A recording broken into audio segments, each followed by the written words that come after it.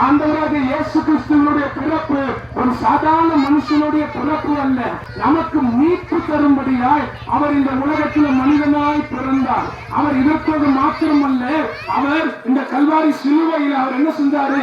அவர் அடிக்கப்பட்டாரு, ரத்தம் சிந்திருக்கிறாரு. அந்த ரத்தத்தினால மாத்திரம்தான் நமக்கு விடுதலை கொடுக்க முடியும். அந்த ரத்தம் தான் நம்மளை முழுமையா ஒரு பரிசுத்தமான நம்மளை மாற்ற முடியும். ஆண்டவர் நம்மளிடத்துல இருந்து ஏசப்பா எந்த விதமான காசோ பணமோ பொண்ணோ பொருளோ சொத்தோ எதுவுமே கேட்கல பாருங்க. அவர் நம்ம இடத்துல ஒண்ணு மாத்திரம் தான் கேட்கிறாரு.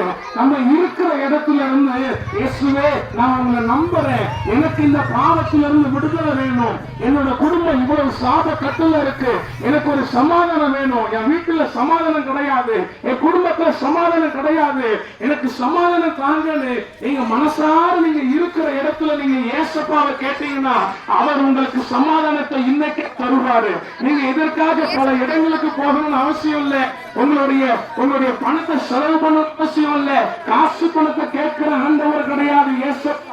அவரு உங்க உள்ளத்திலிருந்து அந்த மனசார அவர்கிட்ட நீங்க கேட்டா போதும், உங்களுக்கான சமாதானத்தை அவர் தருவாரு.